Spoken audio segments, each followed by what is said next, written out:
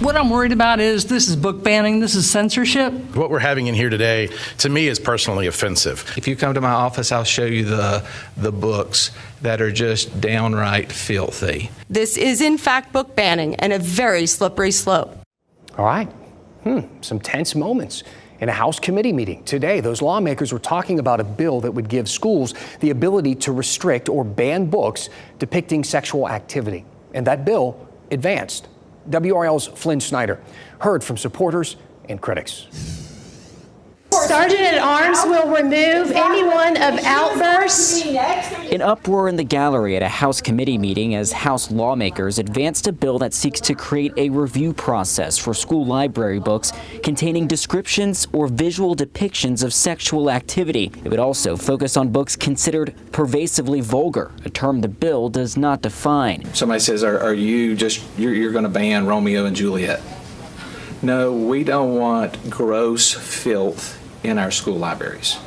And so what we are doing is banning gross filth. During a news conference Tuesday, the bill's sponsors argued that some books found in school libraries are harmful because of their depictions of sex. If I were to take one of these books and walk across the mall and sit down with one of the tour groups of kids that come through there every single day and start reading aloud and start exposing the book and the pictures in these books, it wouldn't take very long for me to get arrested. The bill would give school system superintendents the power to make recommendations about library books. The books would then get public consideration before the school board. Library advisory committees in each district made up of 5 parents and 5 school staff would review any challenges. And the bill is, excuse me, no. Calls of coward came from those watching Tuesday's committee meeting as critics said the measure equates to a book ban. You have a committee of 10 with someone writing 10 letters to take the color purple out of the library. That's book banning, that's censorship, that's one of the all-time great books that kids learn to read with. If ultimately passed, people would be allowed to sue school districts for alleged violations and get up to $5,000 per violation. In Raleigh, Flynn Snyder, WRAL News.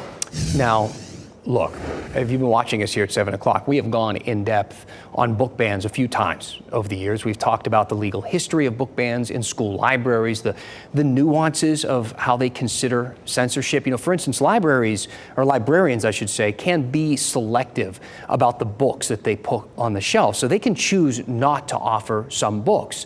They don't consider that to be censorship. But once those books are on the shelf, if they're then removed, that can be considered censorship. Like I said, it's nuanced, it's complicated. So this bill discussed today, it calls for school districts to have strict policies about their selection process. And then it gives parents ways to challenge those books once they are on the shelf. And you heard Flynn mention there that term that they're using to describe all this, pervasively vulgar. Right? What is pervasively vulgar? What's interesting here is the Wake County school system, they already have a policy for this exact thing. And I mean exact. It says, quote, material should not be pervasively vulgar. But just like the bill in the State House, Wake County's policy doesn't really define that term, what it means, what is pervasively vulgar and what is not. Now, some people would say, well, I know it when I see it. And one of those people would be Supreme Court Justice Potter Stewart. That was his famous line from a ruling about pornography in 1964. He said, I know it when I see it. But again, pretty subjective, right? And I mean, even from our highest court, not much of a definition. And it is why people just cannot seem to agree on this topic. I mean, we all know that there is plenty of content that isn't suitable or intended for kids. The question is, where do we draw that line? Is it with the color purple? That said, it always seems funny to me that we try to determine that line in our libraries. I mean, is that where the problem with vulgarity is? My kid won't stop reading, staying late at the library again. I think he has a problem. Are you sure it's not video games or movies or TV? Have you seen a soap opera before? They're on at like noon. Want to ban that stuff? How about the internet, where you can see like anything? Now you might be thinking, Dan, I'm a focused parent with rules about that sort of thing in my home. Okay, that's cool.